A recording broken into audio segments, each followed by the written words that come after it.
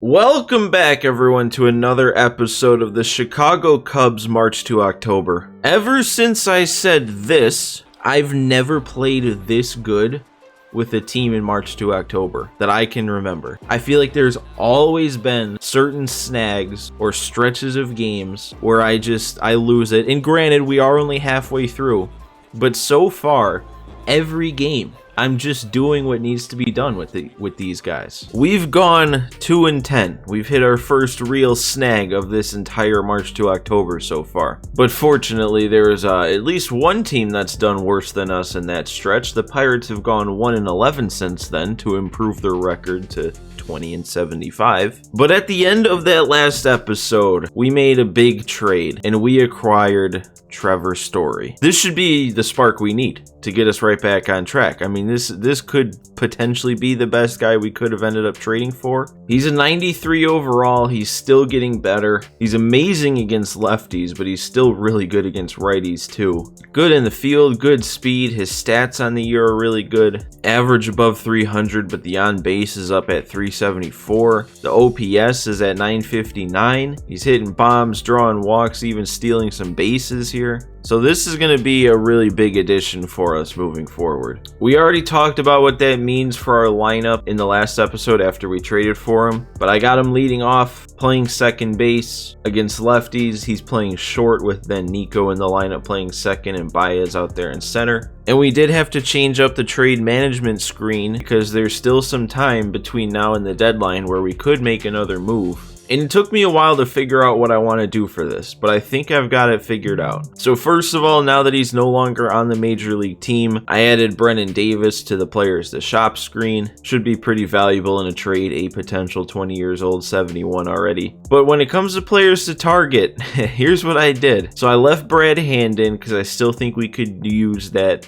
another lefty bullpen guy, another big overall arm. But we're no longer targeting any starting pitchers. I left Ketel Marte in there, so we're still targeting him. I skipped over this one because that one's going to take a little bit more explanation. But then I targeted George Springer because the Blue Jays are not doing that great. I know this would be, the first year that he's on the Blue Jays after signing a big contract. So, I don't know how likely it is they trade him. But if they're struggling, if they're looking to add more prospects to, fit in with their core at the young age, this could be a guy that they give up. He's really good. He'd be a really good addition for us. He's just solid across the board. My thought is if I bring him in or Ketel Marte, we'd probably have to sit Hayward against righties, which would be a shame because he's doing really good this year against righties. But then against lefties, it'd be an easy move because then we could, move Jock Peterson back to the bench. So those two are still pretty good trade options, but this third one, I don't think it's very likely. But the Phillies are also falling back out of contention, so I don't think they're really in it anymore. So I added JT Realmuto. Again, I don't think this is going to happen, but when I was looking at splits and stuff, Wilson Contreras hadn't been doing that great against righties this year. So I was thinking maybe we could have JT start at catcher against righties and then against lefties. My original thought was since Rizzo's not doing good against lefties, I could then have JT play first base against lefties and then Contreras come back and catch. But I might also leave JT catching, move Contreras to left, and then Jock Peterson can sit down against lefties. I don't know. The more I think of it, the less I think I would want to make this move because I feel like it'd just be easier to get another outfielder, but I don't think this is super possible anyway. The more I'm sitting here thinking about it, the less I'm convincing myself that it's a good move, even if it were to go through. So you know what we're going to do? We're going to add the guy that I had back on this screen. Way more unrealistic. We already know this, but there's really no other options that I really even want to have at this point. So I'm just gonna put Mike Trout on there. He's not gonna get traded to us. We know this. But if that JT one did pop up and it cost me one of these two, or even including Brad Hand, the more I think of it, I don't think I'd like that. I think I'd rather just straight up trade for an outfielder.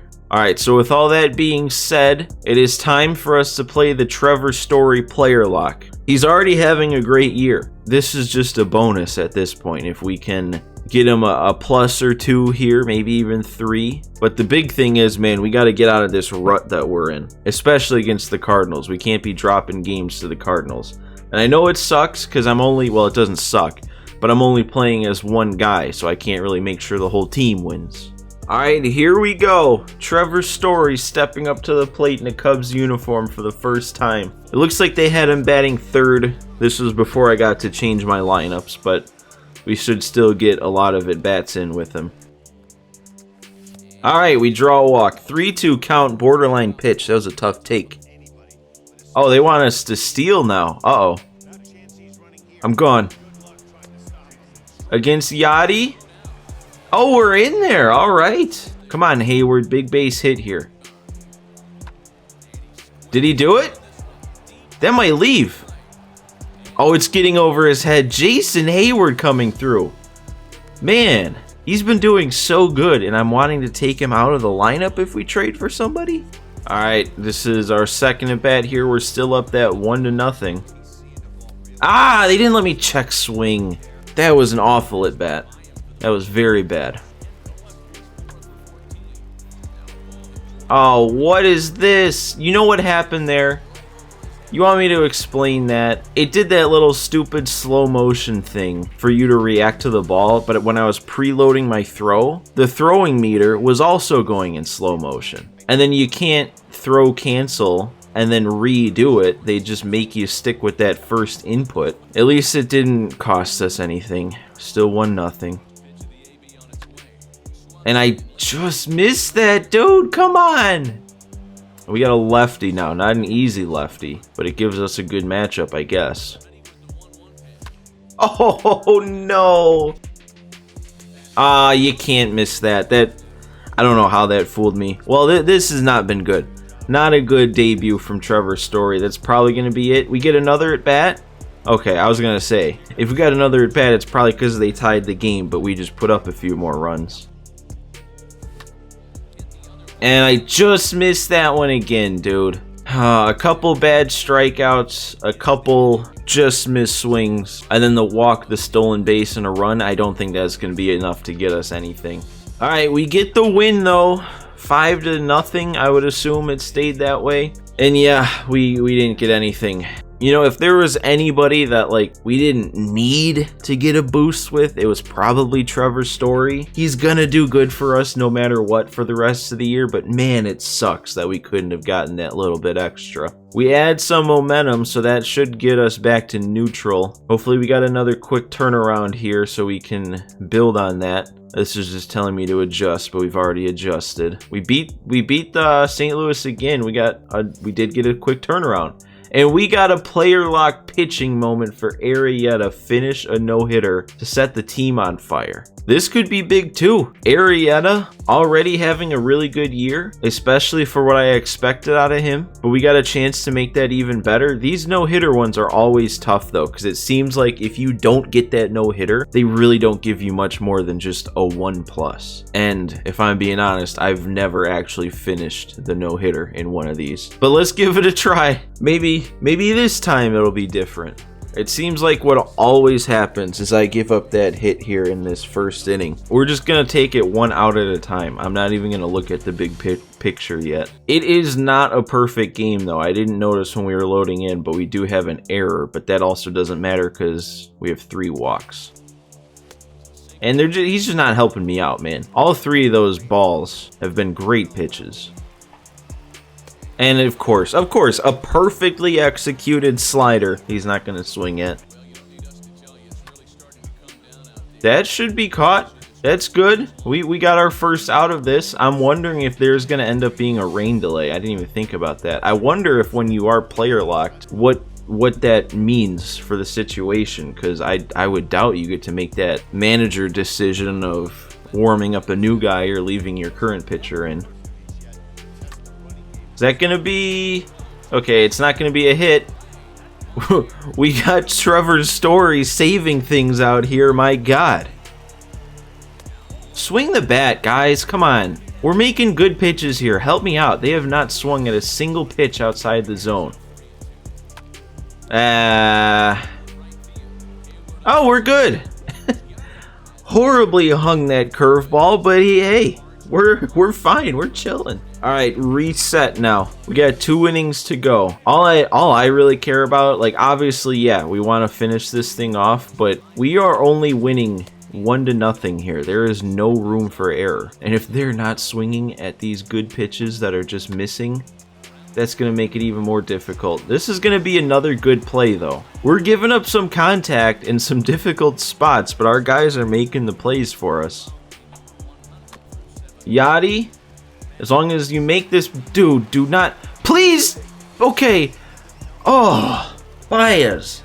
You gave me 2 heart attacks in that play. I hate when the fielders try to barehand it because there's way too many times where they just whiff. Thank God Yachty's slow enough that whoever's playing first today was still able to make that tag. Are we going to make this play? He's quick. Oh, he is out. He did not look out. Oh my God. Our defense is, I hate to say it, but bailing us out. Like, besides that Baez play that gave me 2 heart attacks at once, we've had some good defensive plays. That Trevor Story diving play, that last play from Baez, Hayward ran down a pretty hard hit ball. I really hope if we do give up a base hit here that we are instantly taken out of this game. I would almost say if I was the manager, that should be an out, right? All right. But what I was saying is I would almost think if I was the manager, I might not let Arrieta stay in this game, being only 1-0. All right, we got another one, 1 to go. The only crappy part is it's Paul Goldschmidt and Arrieta has no energy left. I don't think he has any. Okay, he has a sliver. This is going to be our last pitch with energy. And it got him right back to Arrieta. Makes the play, and we did it. That might legitimately be the first time I've ever actually finished one of these no-hitter moments. I can't remember a single other time where I've done this successfully. But we did it, dude. Every good no-hitter has the defensive plays, and we had plenty of them in that one. Oh man, look at the momentum. Oh my God, I never knew that finishing the no-hitter was that good for a momentum. We got the 3+ for Arrieta. Who knows? He might turn into a Cy Young candidate again. Then we got all that momentum. We are instantly right back on fire. We might go all the way up to max momentum if we get 8 fireballs at once. I don't think that's max, but that's pretty close. We can live with a few games simulated here. We might get a trade. We are a week away from the deadline. If we're going to have a trade, it's going to be in this sim, I bet. Or we got to play one more game to get there. Mount a rally to steal a win. This has me thinking we're going to be down in the 9th. Yep, down by 1, bottom of the 9th. Leads now back up to 8 games against the Cardinals. All right, well, let's just go ahead and get into this then. This is going to be a wild finish to this game, especially if we can mount something. We got to face Garrett with Baez right away. That's too fun. Baez up to 29 homers already before August. Good time for number 30, huh? Oh. The only reason I missed that is because that pitch didn't break as much as I thought it would. I thought Amir Garrett's slider broke a lot more than that one did. That time the slider broke too much. Alright, we've got somebody on the bench here. We've got Bryant. Must have been his off day, but it's up to you now, my guy.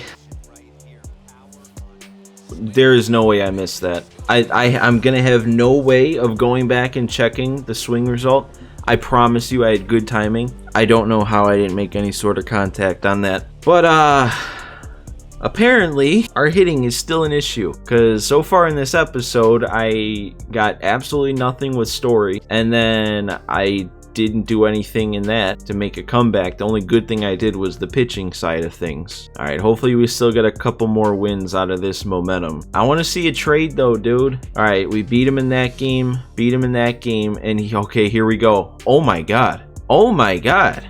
Trey Turner? Man, I didn't even think about getting him either. He's having a bit of a down year, it looks like. I mean, the on base is still good. I don't know. You can't really call this a down year. I saw the slugging was a little down, but the on base is still good. And we'd be giving up, I mean, Chase Strumpf, that's a guy that I'm more than okay with trading. Turner does not have that great of fielding though, but I think he would end up playing center. I think he'd have to, because I'd rather have Baez and Diamond fielding at short. And then Turner, even though he'd be a bronze fielder, he has the speed. All right, I don't know what we can get from Miami or Tampa Bay that would be better than this, but let's see. Starling Marte from Miami, we'd have to get rid of Tepera. Tepera's still having an amazing year, might honestly be our best reliever. I don't really want to get rid of him. In Marte, I don't know, this was back when Marte's numbers or his attributes weren't like super impressive. I mean, he really doesn't have all that much going for him in my opinion. This is not even a trade to consider here. What's this last one? My guess is going to be Kiermaier. No, Zunino. I mean, this is a pretty easy decline here. So, like, our final move of the year is another big one. Like, hang on, let's get excited about this for a second. We are about to add Trey Turner and Trevor Story in the same trade deadline period. Are you kidding me? There's really nothing else to think about here. We're doing it. So let's go ahead and do this. We'll figure out what we're doing with the team later. Confirm the trade, acquire Trey Turner from Washington, and there we go. Another huge trade. But I'm assuming Matt Duffy is going to be the one sent down, and I didn't even realize right away we're going to be playing against the Nationals in his player lock. All right, well, just to make sure, and darn. So that means we had a pitcher get sent down. I swear to God, if it sent down Tepera. Why would it not send down Matt Duffy? That makes no sense. Oh, okay, actually, this isn't, I mean, I still don't get why it didn't send down Matt Duffy, but it sent down Adbert. I can't get too upset with that because he was struggling throughout this whole year. So yeah, that doesn't bug me that much. I mean, it sucks that we have one less pitcher when we didn't need to have one less pitcher, but I was worried it was going to be Tepera that got sent down because I'm pretty sure Adbert was up to a 75, but we're good. All right, well then again, since we just made another huge trade, I am going to save the player lock for the next episode. So I know this one was another relatively short one. We didn't get through a huge chunk of the year, but now that we don't have to worry about like trades and that sort of stuff, and especially if we're gonna still have a big lead in the division for the rest of the way, I'm assuming the rest of the regular season is not gonna take that much longer to get through. Like honestly, might only be 2 more episodes. So yeah, guys, that is it for this one. Make sure you leave a like if you enjoyed. Come back for the next one to see Trey Turner's Chicago Cubs debut. Can you believe it? But guys, thanks for watching. I hope everyone enjoyed, and I will see you next time.